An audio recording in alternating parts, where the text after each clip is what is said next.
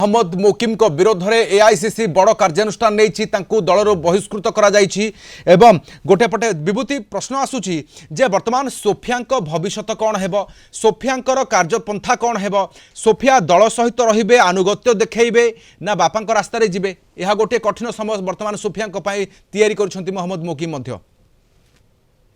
जदि अपन देखिए राधेश्याम बारवाटी कटक विधायक थिले मोहम्मद मोकिम एवं गत 2024 निर्वाचन रे से जिते बड़े मामला तांको विरुद्ध रे रहिला एक विजिलेंस मामला जो दुर्नीति मामला जहा कि मान्यवर सर्वोच्च न्यायालय विचाराधीन थिला एवं सर्वोच्च न्यायालय जदि गोटे स्टे देले किंतु से निर्वाचन लड़ी पारिबे नाही बा लड़ी पारिबे बोली से एभली स्थिति रे तांको जियो को आनी कि छिडा करैले एवं तांको जियो सोफिया फिरदौस वर्तमान बारवाटी कटक रो विधायक तेणु सोफिया पई वर्तमान गोटे बड़ चैलेंज हेछि मोहम्मद मोकिम को बहिष्कार परे बारवाटी कटक रो विधायक तथा मोहम्मद मोकिम को जियो विधायिका सोफिया फिरदौस सामान्य प्रभाव पड़े बोली अनुमान है